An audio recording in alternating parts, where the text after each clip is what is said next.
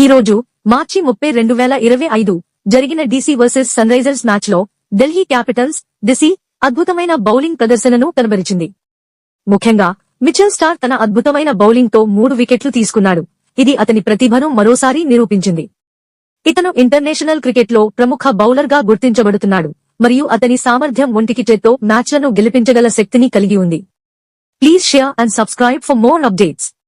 Sunrisers Hyderabad batting విషయానికి వస్తే అనికేత్ వర్మ అద్భుతమైన 74 రన్స్ ను కేవలం 41 బంతుల్లో సాధించాడు. ఇది అతని ప్రతిభకు చిహ్నం. అతను ఫోన్లో 6లు కొట్టడంలో ప్రసిద్ధి చెందాడు మరియు ఈ మ్యాచ్లో కూడా తన శక్తివంతమైన బ్యాటింగ్ తో ప్రత్యర్థులపై ఒత్తిడి తెచ్చాడు. ఈ మ్యాచ్లో డీసీ బౌలింగ్ మరియు సన్రైజర్స్ బ్యాటింగ్ మధ్య జరిగిన పోరు ఆసక్తికరంగా మారింది. డీసీ బౌలర్లు తమ ప్రదర్శనతో సన్రైజర్స్ ను కష్టాల్లో ఉంచారు, కానీ అనికేత్ వర్మ వంటి ఆటగాళ్లు తమ ప్రతిభను చాటుకున్నారు. ఈ మ్యాచ్లో సన్ రైజర్స్ బ్యాటింగ్ ప్రదర్శన మరింత మెరుగుపరచడానికి మిగతా ఆటగాళ్లు కూడా తమ సామర్థ్యాన్ని చూపించాలి.